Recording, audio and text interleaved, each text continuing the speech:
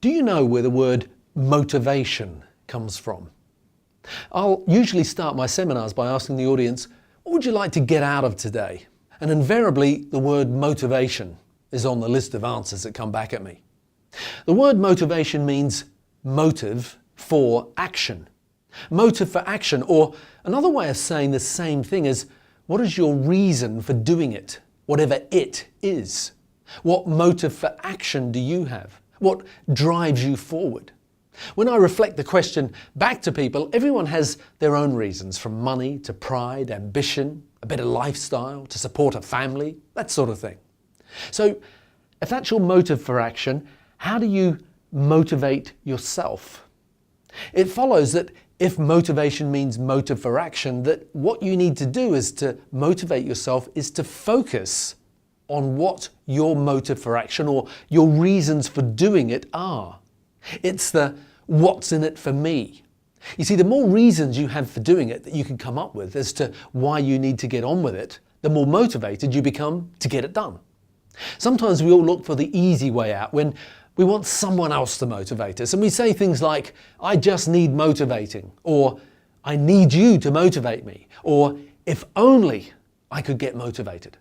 You see, motivation is a feeling, an attitude, it's an emotion. It comes from within. Someone else can inspire you, but you need to learn how to motivate yourself. When you look at someone, you can often tell how they're feeling by what their level of motivation is. Their body language speaks absolute volumes. Think about it. What is the body language of someone who is happy? Or someone who is angry or sad or depressed? What do these emotions look like? Alternatively, what is the body language of someone who is motivated? Do they sit slumped in a chair, round-shouldered, looking at the ground? Of course they don't. That's the body language of depressed. That is how you do depressed. So how do you do motivation? How do you sit when you're motivated? How do you move? How do you sound? What tone of voice do you have? What words do you use? What do you focus on? Who do you spend time with? What do you listen to? What do you read? How do you communicate? Yes, motivation is very definitely something you do. And the quickest way to motivate yourself is to change your physiology. That's what you do with your body.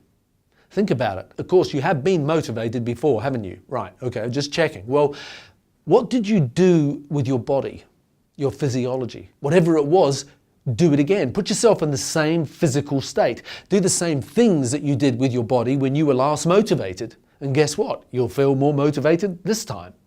I know it might be easier to sit collapsed in front of the TV watching some mindless rubbish with a glass of wine or whatever in your hand, but that's not how you do motivation. I know it might be easier to sit in the staff room and moan and complain about everyone and everything, but that's not how you do motivation either. You need to have a focus, a purpose. Not my purpose or someone else's purpose, your reason for doing it, whatever it is. Your purpose is your goal. So what is it? Your motive for action, is it money? If it's money, how much is it? If it's a better lifestyle, what sort of lifestyle do you want to have and by when?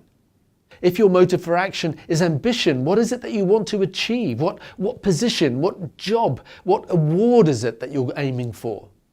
People who succeed in life are people who are focused. They know what they want and they focus on getting it. And they're clear about their motive for action.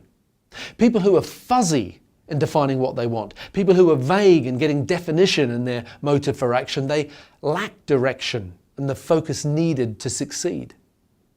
Many people think that motivation leads to action. No, motivation doesn't cause action. It's actually the exact opposite. Action creates motivation. That's a really important distinction. So important, I'm going to repeat it. Many people think motivation leads to them taking action. No, it doesn't. Motivation doesn't cause action. It's the opposite. Your actions create a feeling of being more motivated. Being motivated is down to you. Sorry, but you can't blame anyone else here. Motivation's a choice, it's your choice. So make the choice to be self-motivated. It's not up to someone else, it's up to you. One of my favourite quotes is made up of 2-letter words. If it is to be, it is up to me. So as a follow-on, brainstorm with your team. Ask them this question. As individuals, what are your motives for taking action?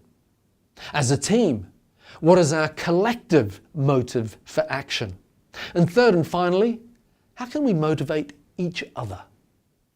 So thank you for watching. If you don't already subscribe to the 2-Minute Salon Manager, you can do so by visiting growmysalonbusiness.com. Have a great week.